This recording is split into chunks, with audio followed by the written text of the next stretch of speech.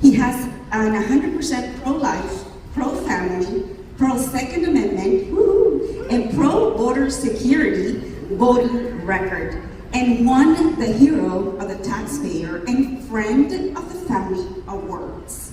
He has a long record of supporting Arizona's veterans, bases, and helped bring F-35s to Luke Air Force Base.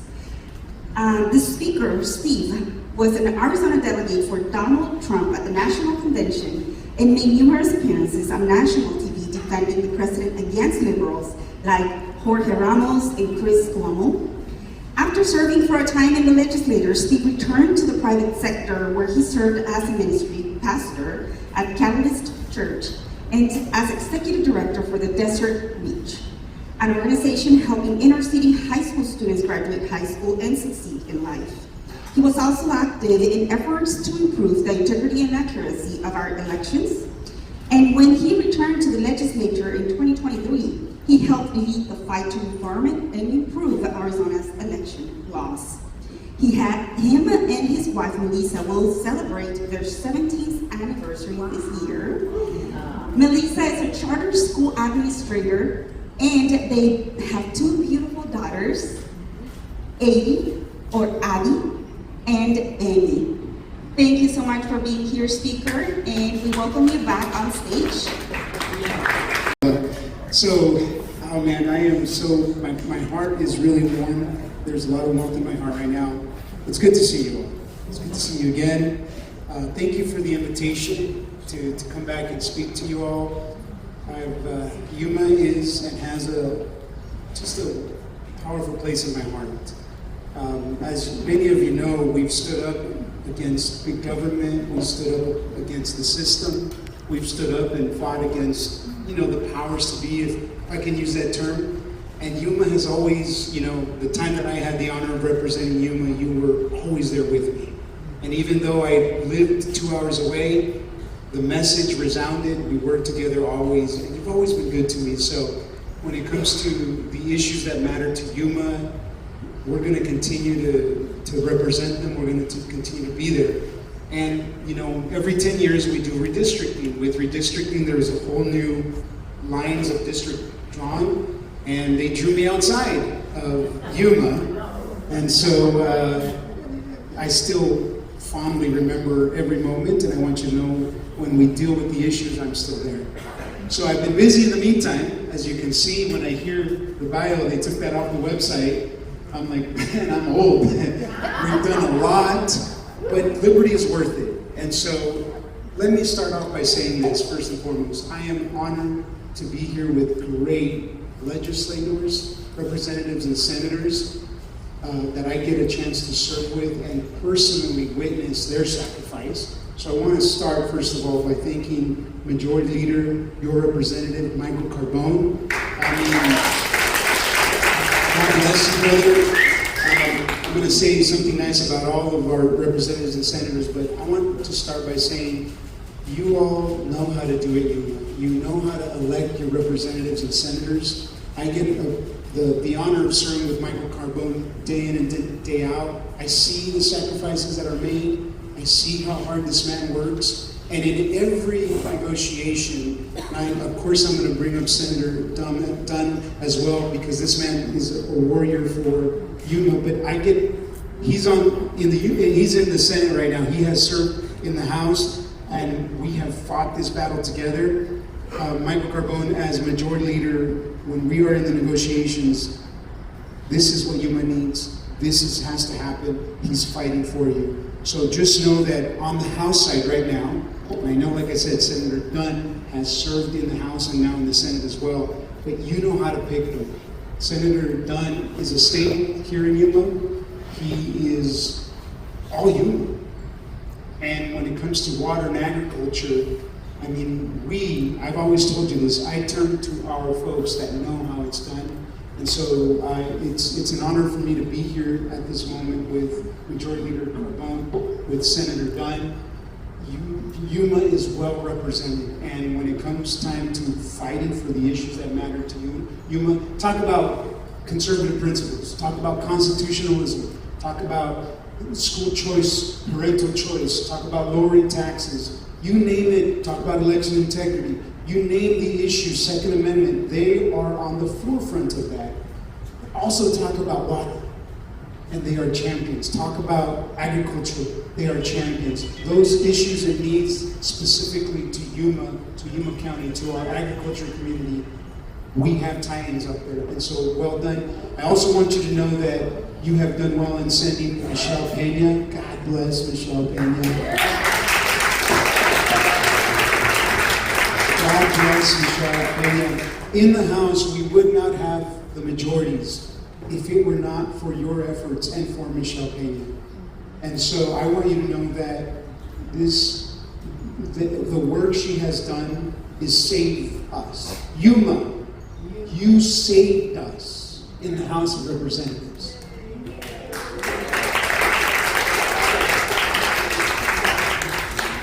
Yuma, you saved us as Republicans in the Arizona House of Representatives. That is the work. All of the signs you put up, all of the doors you knock on, all of the sacrifices you made and make, not only helped deliver President Trump to the White House, but helped us here at the state level keep the legislature in Republican hands. So thank you. So know that the work you do matters. And it matters because even in a Democrat district, like the one Michelle Pena is elected in, your efforts made a Republican get elected to give us the majorities. And we're going to continue to build that and honor that as well. So you also have Representative Nick Cupper, a 20-year Air Force veteran who cares about medical freedom, who cares this man is also fighting for you. Well done, Yuma. Nick Cupper, I am a witness of what these men and women are doing, and I want you to know that they're fighting, they're holding the line, they're keeping their word. We need to protect them as well. We need to help them as well. So every time you collect signatures or you go out and put up a sign for them, it matters. It matters the caliber of representation you have. And lastly but not least, I want to thank Senator Janae Shamp. Many of you don't know her. I want her to stand up. Janae, stand up, please. In a moment, I'm going to ask you to come up. I know that this is off the cuff, but a powerful story that when you get to know her, a nurse, an ER nurse, who was fired. Hope you don't mind me saying this, sister, but an OR, forgive me, can't make that, they have to make that distinction. OR nurse who was fired because she refused to take the jab, the COVID jab. She says, no, I'm going to stand up on principle. I will not let the government do this. She walked away as an OR nurse and said, I have to do something, ran for office, and now she's representing the West Valley. She serves with me in my district. So thank you, Senator Shamp, for being here today. Amazing individual. So I know that on the legislature side, I don't want to miss anybody because they are that important for me to mention. You also have electeds here as well. You have your county recorder, David Lara. God bless you, David. Cleaning up those roles, making sure that he stops all of the shenanigans, all of the fraud that happens in elections. We need good people in office, so thank you for the work that you all do. I want to take a moment to thank your county chair, Republican County Chair Bill. God bless you, brother. Thank you for the work you're doing. I know the way we win as Republicans is to be united. And I know that in primaries, we say our voice. That's an American thing to do. We say our voice, we have our vote, and then we come together and we win together. Because if we don't win, if we don't stand together, what did Patrick Henry say? We either hang together or we hang separately. so let's make sure that we're working together. Okay. Just to get into a little bit, and I don't want to miss anybody. Look, there's a few people that are in my heart always, if you allow me to say. Obviously, we've got, I want you to get to know Sergio Arellano. He's one of our advisors in the House, senior advisor. Sergio Arellano, communications. He's been working, helping us put together the strategy, something new we've tried in the House to put together a strategy to make sure that we are communicating with the grassroots throughout the state. And he's built a powerful apparatus that we're going to continue to grow on and use. I want to thank Josh. Thank you, Josh, for your service as well, everything you're doing as second vice chair, right? Thank you for everything you're doing for Yuma. As you can see, I'm starting to name names and I get in trouble if I miss somebody. There's a couple of individuals that have my absolute love, Carl and Sally. First of all, I love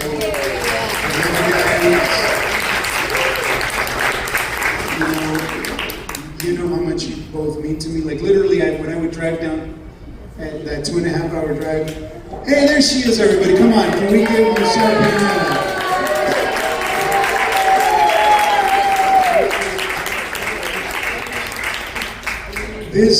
I told you earlier, everywhere she walks in, everybody loves Michelle Pena.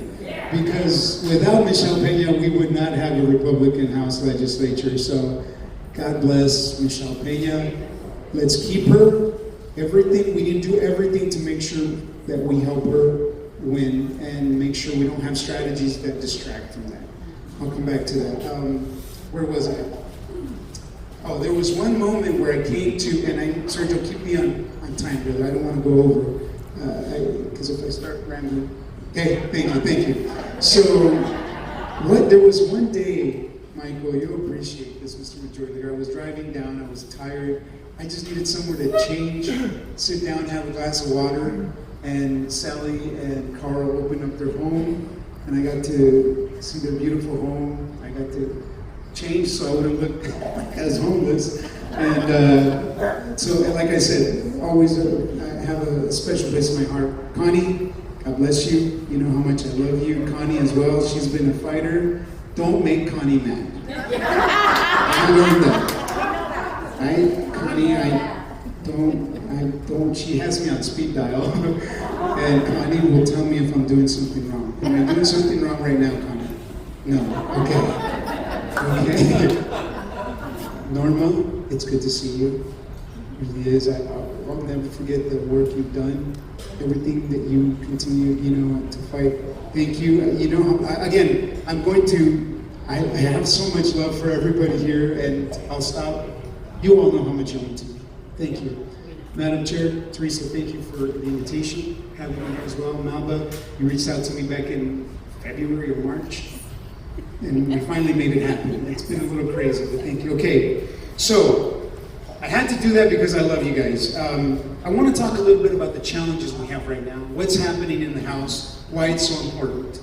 To start, and everybody got a copy of the report. When we started off at the beginning, last November, we hit the ground running, and we know Arizona, there are things that matter to us, that we have to handle, that we have to take care of. So we got together with the representatives and we put out a majority plan. And it's very simple. I know that the majority leader has already shared the actual majority plan in previous times with you. So we put the plan together, and you remember the 3 pillars, right? By now you remember the 3 pillars. Number 1, preserving the American dream. Number 2, promoting public safety. Number 3, protecting individual rights and liberties. Why is that so important to us? And why did we want to make sure we showed you how we're delivering? Why? Because, number 1, economic environment matters in Arizona. Like water, preserving water is preserving the American dream. Preserving our agricultural interests is preserving the American dream. The economy is, without Yuma, Arizona would be it would be so different. The winter lettuce capital of the world, not to mention the Western Hemisphere and the world, what Yuma produces for our country.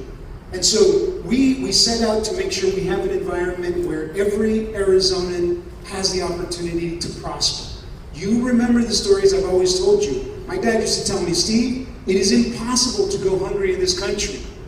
This is the greatest country on earth, and we have to preserve it. And so we set out that first pillar, preserving the American dream, and it matters. When it came time to stand up for the budget, we stood up to make sure that the things that matter, Yuma matters, they were in that part of this budget. Did I miss Russ Clark? Where are you? Are you still here? That's why I missed you. I didn't see you here. I saw Russ Clark earlier today. He's on his radio show always. All right, he must have stepped out for a second. God bless you, Rose Clark, as well. But when it comes to our economic environment, we need to make sure that we keep Arizona free. We can't, somebody, I think, was thinking of introducing that bill to build a wall on the Arizona-California border, you know, because it's that important. What they're doing in California, oil companies are leaving and getting ready to leave California. Just had some conversations, I can't divulge quite yet, but powerful, even oil companies, they're saying, that's it, we're done with California. In New York, a socialist was just elected mayor. Communist was just elected mayor of that city. So we need to hold that ground. And that's why we laid that foundation on our economic interests, sound economy. Public safety. We're a border state. And I know the majority leader has shared this with you, but from the moment you leave your front door to the moment you go to the border, we should have safe communities. Our children should be able to play in our backyards, but also play in our front yards. From the moment you leave your front door, public safety should have the tools they need to keep us safe. After all, that is the contract that we have with the government. We pay our taxes, you keep us safe. That's that simple. And so we need to make sure that law enforcement has what they need, whether it's border security, whether it's the sheriffs, whether it's our local law enforcement officers. And we've held the line. The House and the Senate, senators like Senator Champ and Senator Dunn, they partnered with us to make sure that no matter what budget got passed, we held the line on public safety, on our law enforcement. And that happened this last year because of the senators in this room and because of the representatives as well that you sent us. So that's on public safety. And then on individual rights and liberties. We're Americans. That's all I need to say. We're Americans. We don't need to explain anything. We have God-given constitutional rights. Number one, I always remind people, because a lot of people forget, we hold these truths to be self-evident, that all men and women are created equal and endowed by their Creator with certain inalienable rights. Among those, life, liberty, the pursuit of happiness. Originally was property. So we have to make, those are, everybody take a breath. Those are rights given to you by mere fact that you can breathe. That your Creator put you here in this, on earth, in this country. And we have to preserve those. Now, we also have constitutional rights. Difference between human rights and constitutional rights. We have constitutional rights that all the founders laid out a foundation, a constitution, understanding that those are God-given constitutional rights, but laid a foundation, and that constitution is what separates us from the rest of the world. We are unlike any other country. Why? Because of law and order, and because we have a constitution that we follow. If we forget that constitution, if we forget that those rights are afforded to us, we're in trouble. So that is the main pillar. Water rights, private property rights, individual rights and liberty. Think about what the government tried to do during COVID by forcing you to inject yourself with a foreign substance in your body, which many to this day are paying for because of the way their bodies reacted, because of the damage that's done. I speak freely, right? I'm going to speak freely. I get fired up. I've got a little Latin. I got Latin in me, so you're going to see my hands flailing everywhere, and my hair is going to start flying here. But so those are the foundations by which the House said this is what we're going to do. And what you have here is a report of how we've done it. Every chairman, every vice chairman, every member of the House, bills that went through, and even bills that were vetoed. We have a terrible governor down on the 9th floor. She cheated. Terrible. She cheated to get in. Terrible. Well, the Democrats always cheat, right? Ballot harvesting, going door to door, telling people how they vote. We know there's the shenanigans they do. But look, we have a governor that is trying to take us towards California. We sent her a bill. I want just to use common sense. We sent her a bill that said we're going to designate drug cartels as terrorist organizations. That's something that's not political. That's not Republican or Democrat.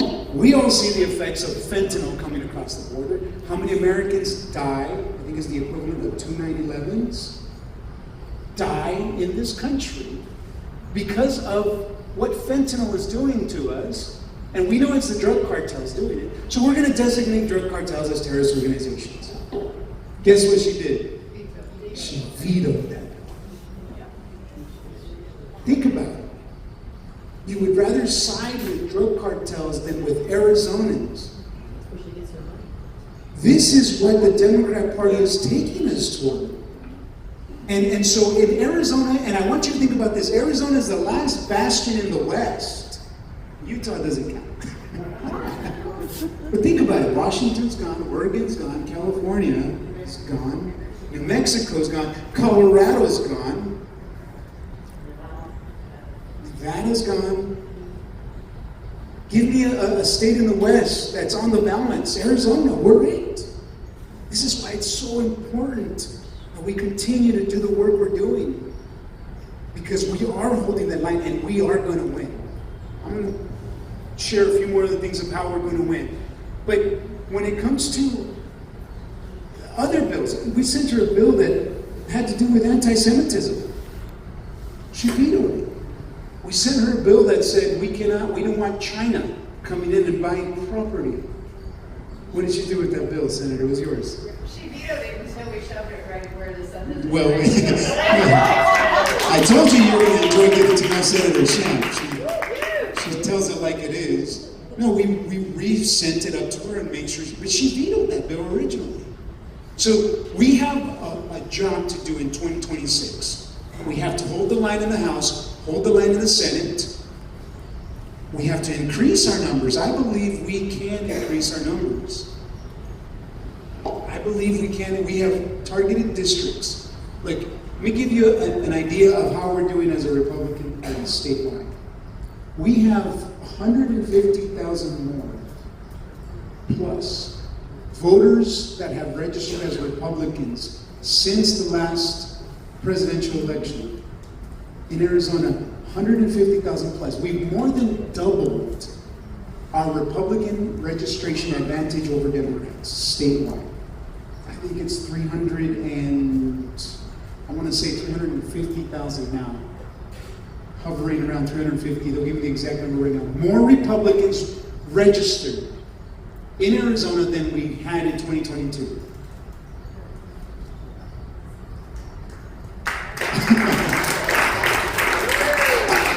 I know it takes a moment to grasp around that magnitude of numbers. We're winning.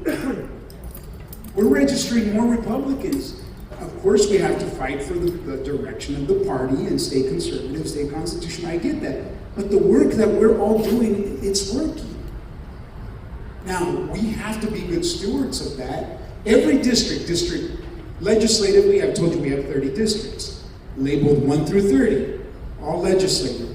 Districts 2, that's a toss-up district. The districts I'm about to go through right now are all what we call majority maker districts or toss-up districts, that it can go either way. In District 2, that's our first toss-up majority maker district. District 2, we've increased Republican advantage in that district. Right now, there's 1 Republican and 1 Democrat in the House of Representatives. That seat, thank God, the Senate has it as a Republican seat. But in the House, we only have 1 Republican, 1 Democrat. We should win that. We should win that seat. We can't. District 4, it's a toss-up district, we have 2 Republicans. District 9 is a toss-up district, we have 0 Republicans. We don't have any Republicans. We have an opportunity to pick one up there. In District 13, 2 Republicans, we have to hold the line and keep those there as well. District 17, 1 Republican, 1 Democrat. We have an opportunity to advance that district and make it a Republican, both seats. District 23, when Michelle Pena won, I will always praise Michelle Pena and praise Yuma for this, but it was a 17% Democrat advantage district. 17% more registered Democrats than Republicans. And yet you all went out and worked hard. Michelle Pena, God bless Michelle Pena, went out, worked hard, and she won. And since then, I looked at the numbers. We've cut in 2024, we cut that advantage to about 9%. Just over 9%. That is a Democrat advantage over Republicans. And I looked just last week, and we're at about 7.5%. So District 23 is trending Republican. You are all working hard to register more Republicans. We can continue to advance in this district to where I believe the moment will come. I will leave this up to you, which is why I'm saying we need to protect this one seat when that district is ready for 2 Republicans. That's something that, as a party, we have to decide here on the ground, humans. In the meantime, we have to make sure that we have Michelle Pena win that seat. Okay? So, what are the big issues that are in front of us in this next legislative session? From our perspective, I want you to know that the number one thing is we have to adjust in the big, beautiful bill. And I know that Majority Leader Carbone is going to speak after me. But I want you to see the challenges, and you can go a little more detail as you see fit, brother, on these things. But how's HR 1? The effects of HR 1 are going to be about $1 billion on Arizona. Now, that's less government spending. Woohoo, we want less government spending. That's great. We now have to come in as a state and say, how can we adjust this? Because it is going to affect on social programs. And look, we have to find out where the fraud, the waste, and abuse is. We have to make sure that it's going to people that actually need it. That's one of the biggest issues that we have right now. And for that, Majority Leader Carbone has actually commissioned, and he is leading an effort, a meeting between House and Senate. They're working together to see where those numbers are, where the effects are. I believe Senator Champ is a part of that working group. Who else in the House is part of that working group, Mr. Majority Leader? It's leadership both in the House and Senate, down to the Majority Leader with, and you have a chairman of appropriations in both House, Senate, chairman and women of the Health and Human Services Committee, House and Senate, and then we have members who fought last year some of these big bills that I'm talking about. Yeah, you can talk about that. So, as you can see, we've organized to make sure that we're going to lead on this issue and make sure that it's done. We do right by Arizona. The other thing that we're dealing with that it's going to be a big issue is school choices. We need to hold the line because the governor is going to come in and say, hey, how about you guys do away with ESAs, and that will help us balance the book. Let's do away with school choice. Let's do away with parental choice, and that will help us balance our books for Arizona. We can't do that. We can't look at parents and tell them that we're going to take away their parental rights. That is never going to happen. So that's going to be a big battle as well, how we hold the line. We always want to advance school choice. We always want to advance parental choice. And with this governor, as you can imagine, it's a little hard. But at the very least, we have to hold the line to make sure that she does not hurt school choice. Those are two main issues that are going to affect us. Water, we know, is one of them as well. And this is an issue that I want you to know we have been in very close communication. I was here a couple of weeks ago with Senator Dunn, meeting with some of the leaders on this issue of water, how it's affecting us, the conversations between the leaders here in Yuma, agriculture community, and the director of AWR, where we need to be. And at the same time, the majority leader and I, just yesterday, were able to meet, and Senator Dunn, you were there as well, with the governor's office to hear an update of what they're doing. And ultimately, it has to be approved by the legislature. So we will all decide as well. We're going to fight for our water interests. I do want you to know that Arizona, we need to continue to fight for Arizona. Arizona's been a good state, a good steward. All the numbers I was seeing yesterday, Senator, it's amazing how Arizonans are always leading, finding ways not only to conserve, but our agriculture community, how it's come together and leading on doing things that other states aren't doing to conserve water, to be better stewards of what we have. It's amazing, and it's a testament to you, to Yuma. It's a testament to what you're doing on agriculture as well. Those are three of our main issues. I want to stop because I don't want to put you to sleep either, but I think we should take some questions. And I want you to know if it's a hard question, ask it. It's okay. If I have the answer, I'll give it to you. If not, we will get the answer together. But let's do that. Can we do that now, Melba? Yeah. All right. Raise your hand if you have a question. Carl. I think the most important thing that Republicans can do right now is in the Georgia voting booth, if you can, only single shot, Michelle Pena, because he really is the most important one for the Republican Party. Very true. Listen, Michelle, we need you back, Michelle. We need you back. And we're having conversations. I want you to know that we're meeting with Representative Pena. We're meeting with our leadership to make sure we're looking at the absolute best strategy for her. Okay? She's at the top of our priority. Yes, as well. Any other questions on anything I've said or anything else as well?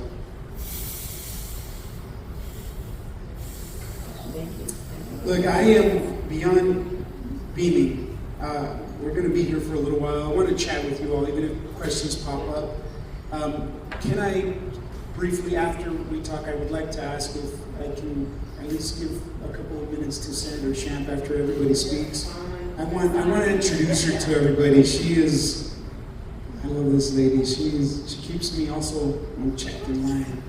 So, Yuma, on behalf of myself, our leadership team, God bless you for sending Michael Carbone. God bless you for sending Michelle Pena. God bless you for sending Nick Cupper. God bless you for sending Senator Tim Gunn. God bless you. God bless you. God bless you. These are warriors. They're fighting for you. And I just want you to know that for me, it's an honor to serve with them. And we're going to do our part to honor Yuma. We're going to do our part to fight for you as well. You matter. I told you how you matter, and you've made a difference. I want you to hear it from me. Thank you. Thank you, Yuma. You've made a difference, and I know you're going to continue to make a difference. So thank you for everything you do. I'll be around. God bless you. God bless you. God bless you.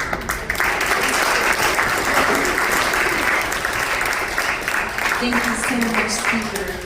Wonderful. Well, of course, we're going to allow some time for you, Majority Leader Carbone, and I'd like to briefly introduce him as well before he takes the stage. Our House Majority Leader Carbone has been serving as a U.S. Representative in Legislative District 25 for Yuma, which includes Yuma County since 2023, and he has elected to serve as the House Majority Leader in 2025. He also serves the Yuma Proving Grounds U.S. Marine Base, which just opened a low-level space launching pad, the Core Power Lithium-ion battery plant. We want to hear a little bit about that also, please. And the Forskew's hydrogen plant as well. The House Majority Leader began his political career in Illinois, but moved his family to Arizona and noticed that Arizona politics was being influenced by people who are fleeing their failing states and bringing their ideologies and bad voting habits with them, such as our neighbors next door. He decided to run for office and has since been fighting for school choice and parental rights, border security, election integrity, water rights, the Second Amendment, and the rights of the unborn. Mr. Majority Leader, please come up and take the stage for us. Thank you so much for joining us.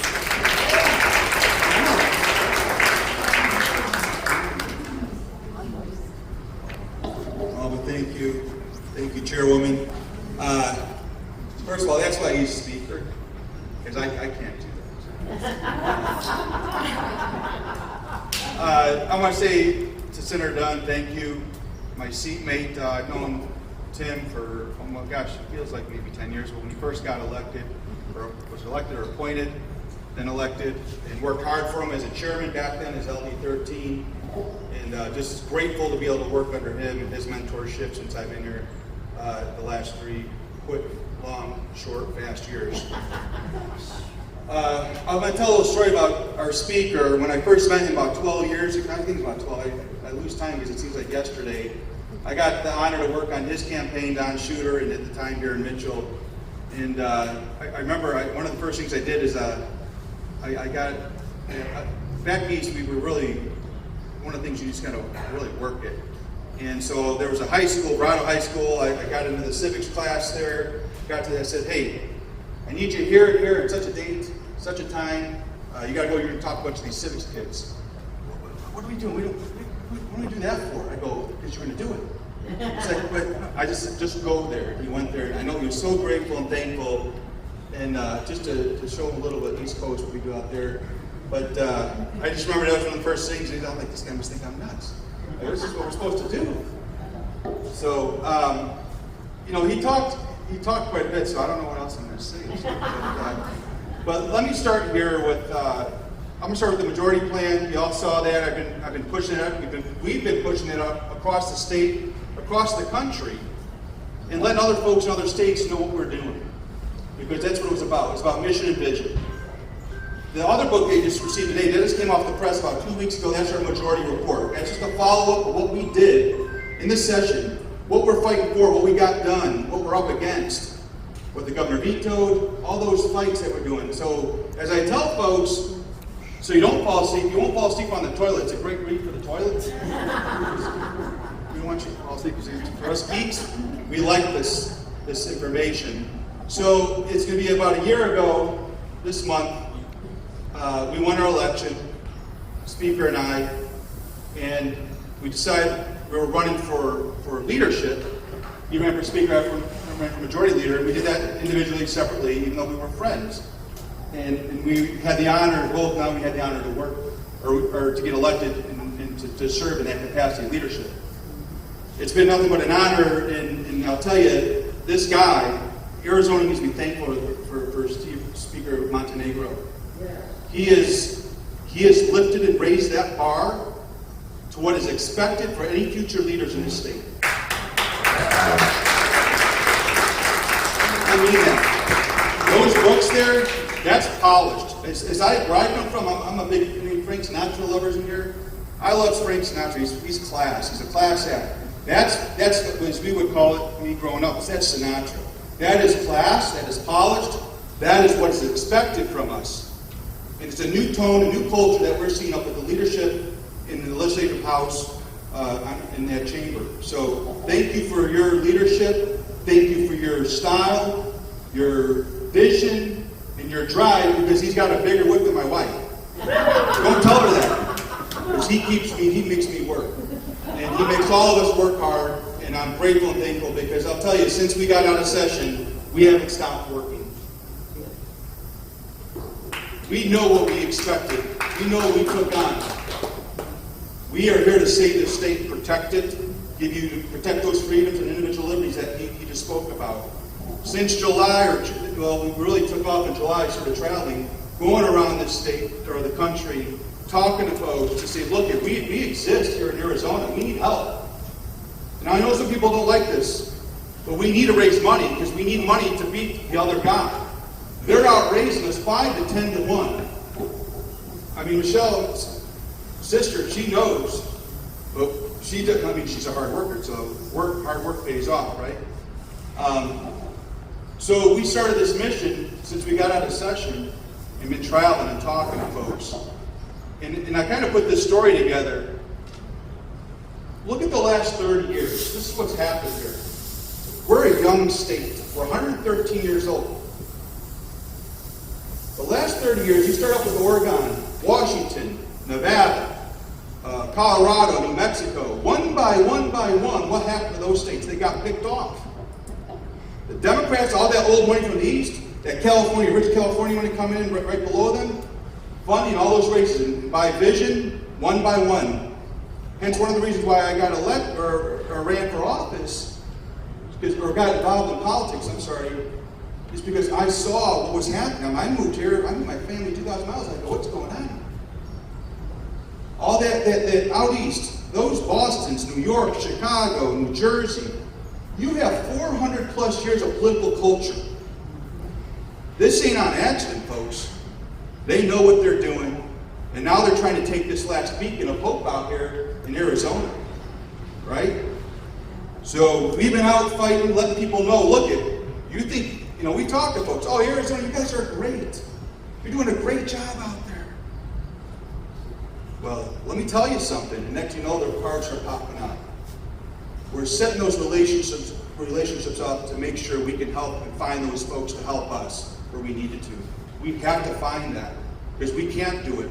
We're doing it. We're hanging on a thread. We grew our majority +2. We're going to do it again. Our goal is to get another +2. We can do it, but we need the right people, the right leadership. We need you all to work hard because we can't do it alone. It has to be team effort. It has to be unity.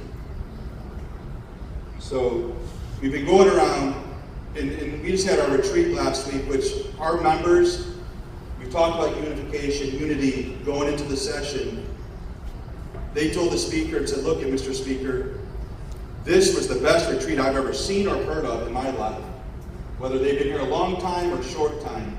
It was a bar that was so set high, and it was very productive, very efficient.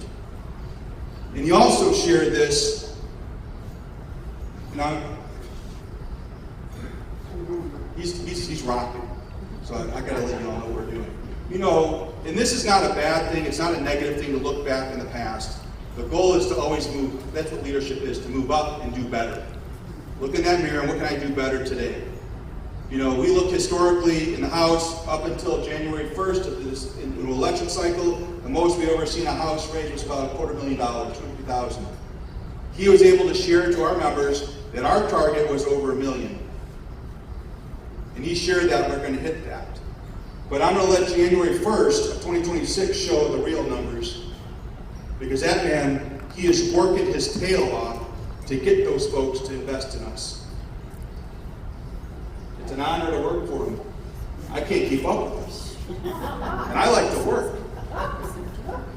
So, with all that said, I want you all to be conscious and know what you have in front of you. You have a great, look at it. This West Valley down here to Yuma, you got strong leadership. You do. I don't know if it's in the water. I didn't drink it, but I learned it now. But it's you got good people here. So I want to just thank you for all the support for all of us here today, all the electeds that live out here in this district, and just appreciate you all for what you've done. Let me talk a little bit what we're doing in session. The speaker talked about what I've been working on, which is HR 1, and there's another big thing that's tax conformity, which is really, really confusing, and I won't go into the weeds on it. But I'm going to give you there's good news and bad news. What do you want first? Bad news. Well, the bad news is we got to cut $1 billion. We got to find out where we're going to cut that. The good news is with tax conformity, we're going to cut $1 billion off that budget. That makes sense. We're going to make government smaller. So I got to work on that. So anyway, HR 1, which is it's all the healthcare, access, SNAP. I'll start out by saying anyone that ran an access or SNAP bill last year, you got Senator Shamp here as one, I ran. Those were the first bills ran in the country that represented HR 1, which was in a big, beautiful bill. Us in Arizona got those bills last November, December, directly from the White House through the Trump team. We ran those bills, and so what you saw pass is what we ran. We should be honored, and I'm honored to be able to carry those, but thankful just to show the leadership in Arizona. We always lead. We should always lead. We're a great state. So with HR 1, we had, so it's SNAP, and if you're following the news, I think they're going to open the government tomorrow. And then you have the access side of it, which gets pretty detailed, but we're looking at another $1 billion there that we have to find. And it's not easy. I started by the speaker, I asked him, I had to get permission from him, by the way. Hey, can I start this little task or working group? I like to do behind the scenes. It's a lot of us here in Yuma like to do behind the scenes.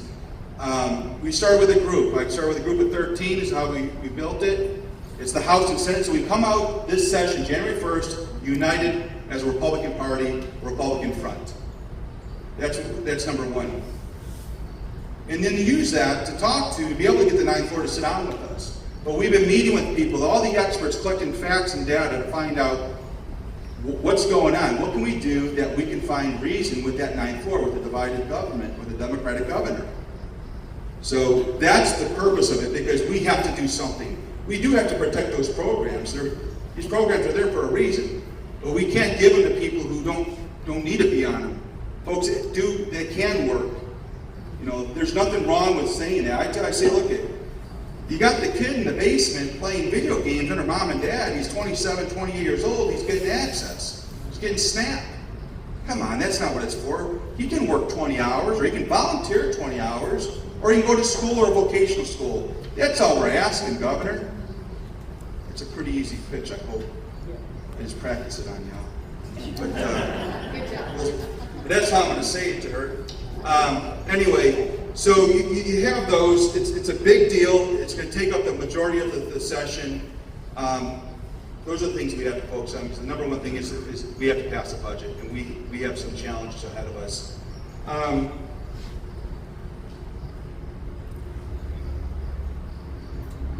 I'll talk about, first of all, and by the way, our veterans in the room.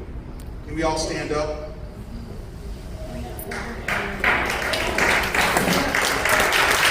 Thank you. Happy Veterans Day. Thank you for your service. On behalf of the Speaker of the House and Representative thank you for your service. I'm going to end with this. There's a gentleman here, and I outed him a couple months ago when I was down. Josh, where are you at?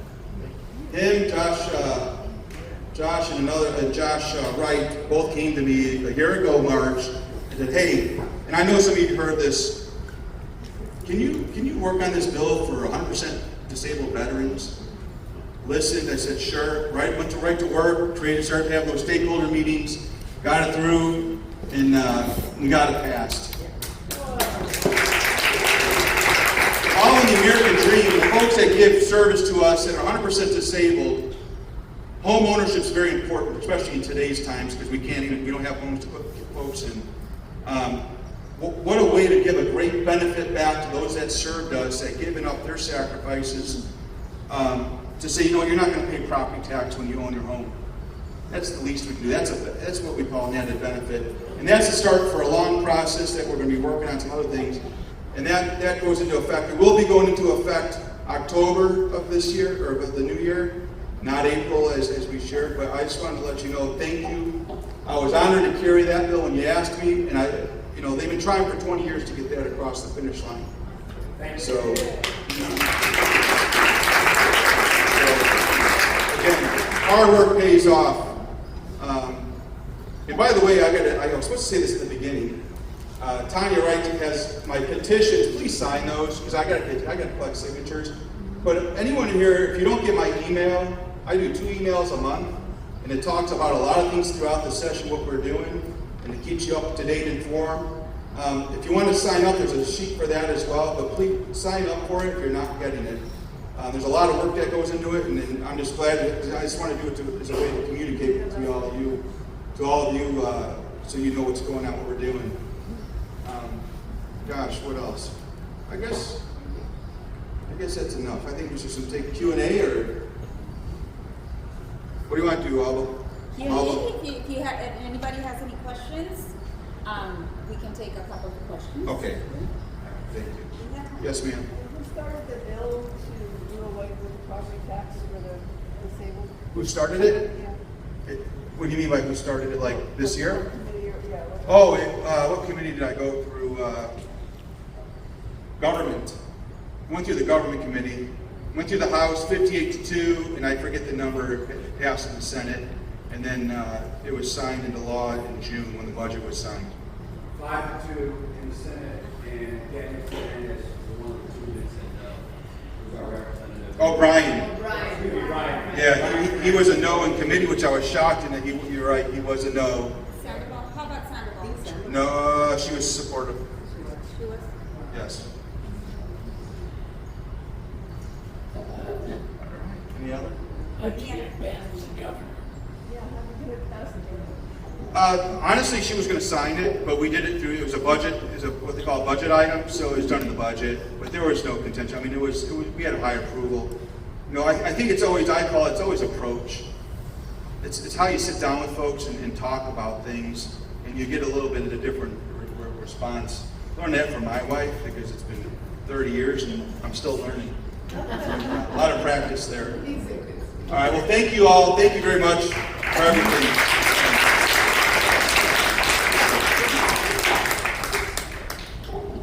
Wonderful. Well, we do have last minute announcements, so I'm going to hand over the mic to someone who I also met in the trenches a while ago.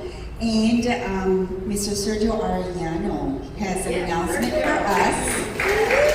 So if you can please come up on stage and briefly introduce to us your next challenge.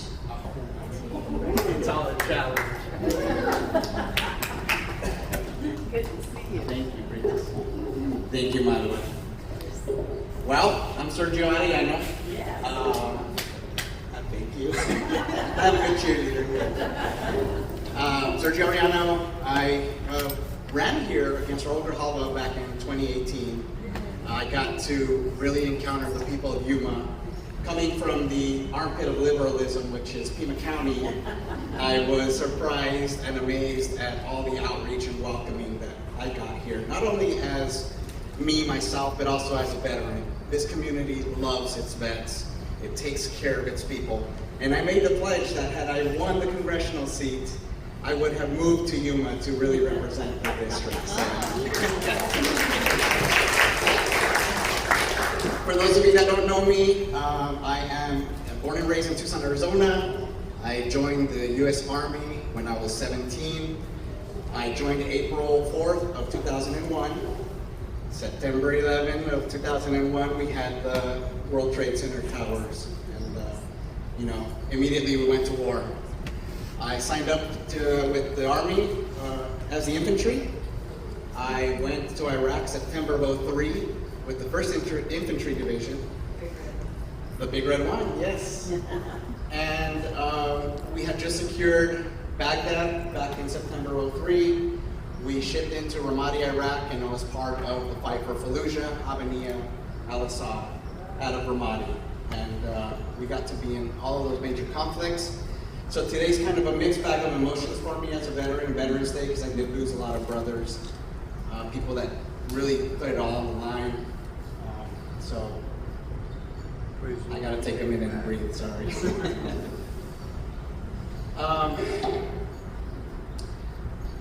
So with that, I was sidelined by a roadside bomb. It cut my career short after 10.5 years in the Army. I came out and decided to continue fighting for my country and battling for my state.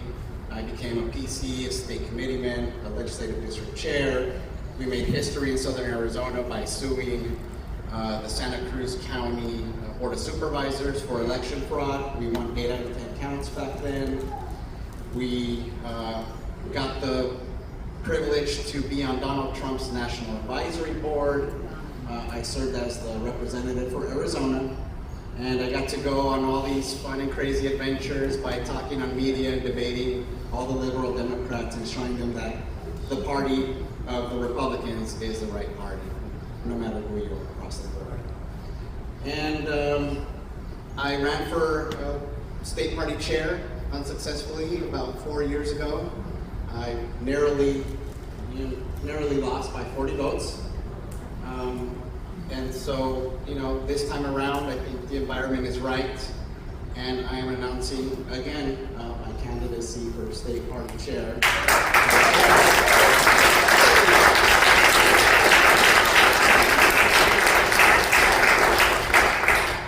Thank you so much. And, you guys have heard from phenomenal people tonight, like the speaker and majority leader, our representatives, Janae Shamp, who you'll hear from shortly, Tim Dunn, Michelle Pena. You guys are amazing representatives.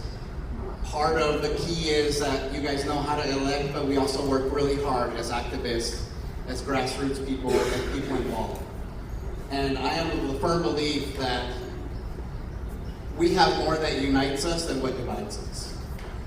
And you know, a lot of people in this room probably won't agree what type of topping goes on pizza, or what specific flavor of ice cream is out there. But we know that we enjoy pizza and we enjoy ice cream. And I think that we have our internal conflicts as Republicans, as conservatives, because we're very independent and strong-minded individuals. We want to fight for our freedoms, our liberties, pro-small business, we're pro-life, we're pro-school choice. The Republican platform speaks why we're all here. We all believe in the same things that this party stands for and represent. And I think that as family that we are, we do bicker and fight, but at the end of the day, we gotta come together and push all our people forward. A big one was Michelle Pena. As state party chair, my job is to bring everybody together, and I have 3 R's. I'm gonna play off of the 3 P's that the speaker spoke about, since I have my R's. And so the state party chair's job, to me, is the first R, raise money. We have to have a big operation when it comes to getting out the vote. We have to raise money not only in the on year, but in the off year. And we have to have a robust operation statewide in order to achieve this. The biggest complaint that I've had, and I think you guys have, is when do we actually get help? When do we get employees or representatives to open an office? 3 months prior to an election. And I think that's the wrong answer. We can't be jumping in at the last minute and expecting people to come out and vote for our people. Now, our voter registration advantage, to the speaker's point, is 333,000 Republicans to Democrats. We should not be losing any statewide seat at this point. We need to retake the gubernatorial, the Attorney General, the Secretary of State, and all the way down to the ticket. And my job is to build a force so that we're doing this not only on the on year, but also on the off year. And continue building our ranks, because this year, we have to regain all our majorities. School board, all the way up. The next thing is to continue fundraising. Second R. We have to continue, first R is raise money. Second is continue registering people to vote. We have to keep that force up. You guys have done a phenomenal job with voter registration numbers. Again, our leadership has spoken and the numbers have begun to flip because of representatives like Michelle Pena. We can do that, replicate that statewide. And I know we have the ability to do so, but I gotta continue pushing people out there with volunteers, activism, and also a paid effort. Some people are motivated by income, need jobs, need help.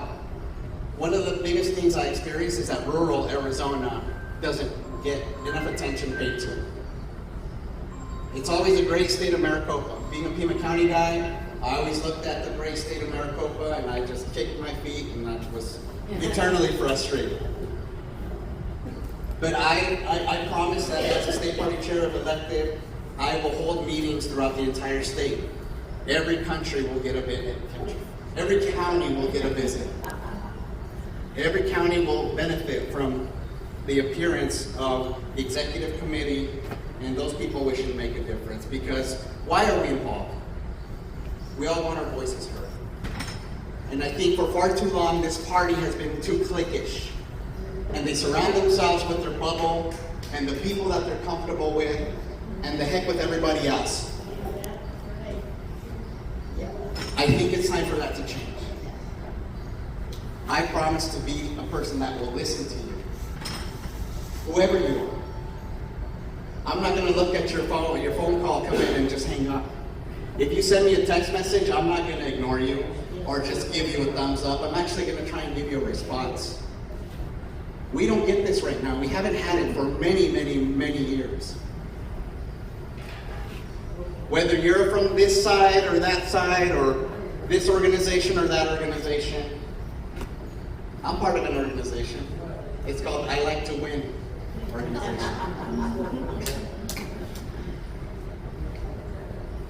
Regain and retain our majorities is my final R. We have to retain our majorities in the House, we have to retain them in the Senate, and we have to regain our majorities again. All these good bills that these legislators are passing, all this legislation is dying at the hands of Katie Hobbs. We have a 300,000 voter majority over the Democrats. There's no excuse, guys. Just because you don't agree on the same flavor of ice cream doesn't mean that you can't come together and love ice cream and push it forward. By the way, I would need some dessert, which is why I'm saying ice cream right now. If we can bring it together, if we can coalesce, guys, this state will be a force stronger than any other state in the nation. We don't want fentanyl in our schools. We want the ability to pay our teachers a lot of money and also the choice to go to any school we want.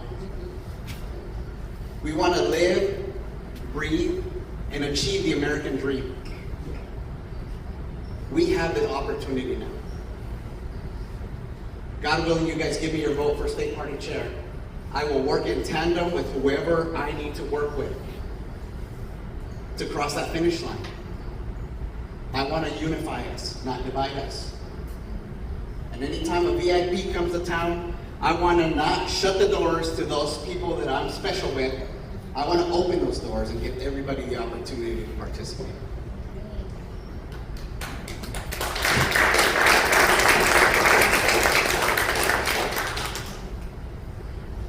Those of you that know me know that I am a man of my word. And I will do my darnest to keep it. I count on great and amazing people such as yourselves to help me maintain accountability. Because we got to roll together, guys. If we don't do it, we're doomed. And we become another California, another New Mexico, another Colorado. The time is now. I feel with me in leadership and the message of unity that I bring to this party will help us get there. So I'm Sergio Ariano. I'm asking that you guys put me in the state party chair here at the state committee meeting in January, and I'll take any questions.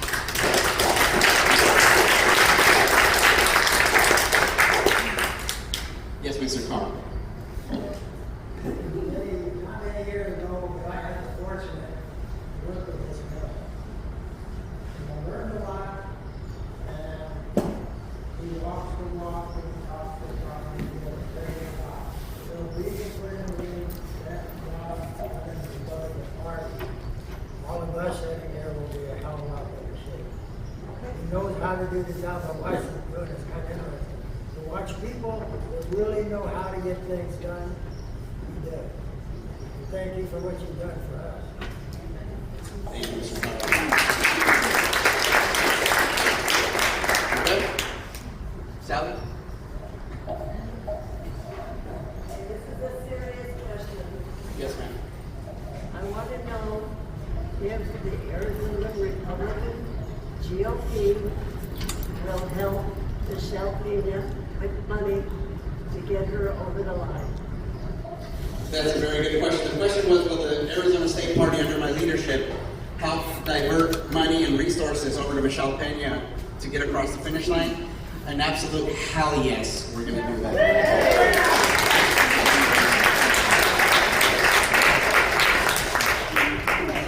Well, then I guess I'll become a PC, right? So I can vote. Michelle said she'd become a PC now, so thank you, Michelle. I really appreciate it. Okay. Okay, thank you very much. One more minute? If the Kaisers like you, then all the rest of us will.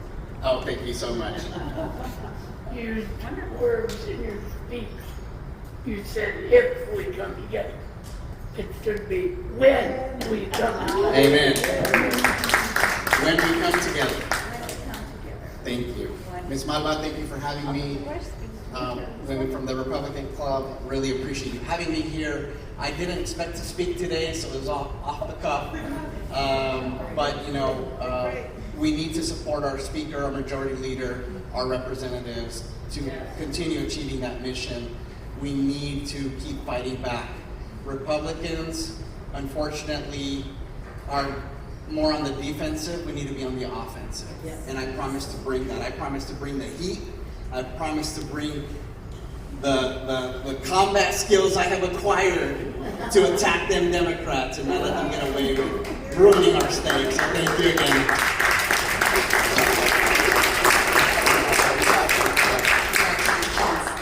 Wonderful. Well, that was something. Wonderful. Great. Well, we do have one more speaker also tonight, and we are very, very pleased to have you here in Yuma. Please come up, our representative for LD 29, Ms. Janet Shawn. Is it your first time speaking for the Yuma community? Yes, ma'am. Woohoo! Beautiful. Well, welcome. Please give her a warm round of applause so she can feel ready. Hi everyone, yes, I'm Janae Shamp. I'm the state senator in LD 29. And last session, I was the majority leader. I was the third female elected as majority leader for our caucus in the history of the Arizona State Senate. Sandra Day O'Connor, Kimberly Yee, and Janae Shamp. And you know what? I'm darn proud of that. Very proud of that. Connie met me when I didn't even really understand what a PC was. I was a nurse that had just gotten fired. I work in the operating room, so I'm exposed to everyone's airways. So COVID was a very big and real thing. And I worked the entire pandemic. I traveled all over the country, and 2 months before the mandates were lifted, I got pigeonholed and fired. There was nothing I could do about it. Well, God had been kind of tapping me on the shoulder, maybe you should run for office, maybe you should run for office. But I'm a travel nurse. You know why? I don't like politics. I want to take care of my patients. I don't want to be involved in any other stuff. Well, that wasn't what God decided for me, so I met Mr. Montenegro at an Oregano's for lunch one day. And there's two ladies in this room that understand what I'm about to explain. And that is when Mr. Montenegro sits down with you and says, so, are you pro-life? What do you stand for? Who are you? Because if I'm going to work with you, I need to know who you are. I was suffering from a migraine. I didn't feel very good. It was quite a memorable lunch for me. Now, fast forward, we run for office together as a team and we win. And not only did we win, we won handily. I beat an incumbent in a three-way race by 22 points. Wow. Yeah. And I was able to get the Donald Trump endorsement. And I say that to say this, fast forward to where I'm at now, and that is working with the state legislature to ensure that the citizens of Arizona that need help have help, to make sure that the fraud, waste, and abuse is getting rid of. The majority leader and I, where'd you go, Michael? There you are. The majority leader and I, last session, we had a whistleblower, and we put together a report, and we found $6 billion in fraud. We found over 5,000 people in the state of Arizona that have $50,000 or more in assets collecting access. There's a big problem. So then guess what? When we try to fix it, oh no, governor doesn't want to look at that. Lots of leverage happened. So ultimately we knew HR 1 was coming and things are going to have to happen. So now fast forward under Majority Leader Carbone. You guys are so lucky down here. You have Michelle, you have Michael, you have Nick, you have Tim. You're so lucky. You have a solid team that works together under the leadership of Speaker Montenegro to get things done. There is not going to be any way out of this next session. And we're going to win. And when it comes to helping Michelle Pena, so since I'm not in leadership, I get to help. I get to help wherever I want to help, whenever I want to help, because there's rules for everyone else. So we're going to help. We're definitely going to help. And we're going to grow the majorities in the House, and we're going to grow the majority in the Senate. And we're going to take back our offices, the gubernatorial office. You know, people keep talking about it's hard to beat an incumbent. Well, I don't know that it's that hard to beat an incumbent that's got ratings that Hobgoblin has. Those ratings are bad, and there's reasons behind it. When we talk about, Speaker Montenegro talked about the Foreign Adversaries Bill. I'm not sure if any of you remember the debacle. Democrats don't like bad press. And we have lots of things for bad press for them this coming cycle. And so what ended up happening with the Foreign Adversaries Bill is it was to protect the bases. It was to protect Palo Verde. It was to protect water. It was, I mean, here in Yuma, you have a major infrastructure down here that needed protection from the Chinese and from other foreign adversaries that the federal government says they're our enemies. Not what Arizona says, what the feds say. So we were able to craft some legislation, and it took 3 years, but the pressure was so intense. And I bring this up to make the point that the pressure is so intense right now for the governor's office. And we are going to continue to apply that pressure every single place. Sergio, Majority Leader, Speaker, everyone has spoke to it. It's going to take our community. The time has come for us to have community. We have it in the ag world. We have it in our churches, and we need to have it in our Republican Party. The unity of community. And we all work together. We all go in the right direction. What was 80-20, right? Ronald Reagan said if we get along 80%, agree 80% of the time, we should not fight over the 20%. We're all gonna have disagreements. The important thing is that we have the winning message. And as long as we're all on point and we're all on the same page, we can do this. Y'all have proved that. Michelle Pena and you all are living proof. So in my very short period of time at the legislature and in politics in the state of Arizona, I've seen some pretty miraculous things happen, and I have absolutely no doubt with the work that we're doing with the Trump administration, with the work that you're doing knocking on the doors with the grassroots, we are going to bring this home, and we are going to make America great again. And to the nurse in me, Bonnie, we're going to make America healthy again too. Hands down, we are going to. So thank you all very much. I didn't even know that the speaker was going to put me on the spot. I came down here to say hi and to support your wonderful representation that you have down here, and to thank all of you for everything that you do. So thank you for allowing me to be here today.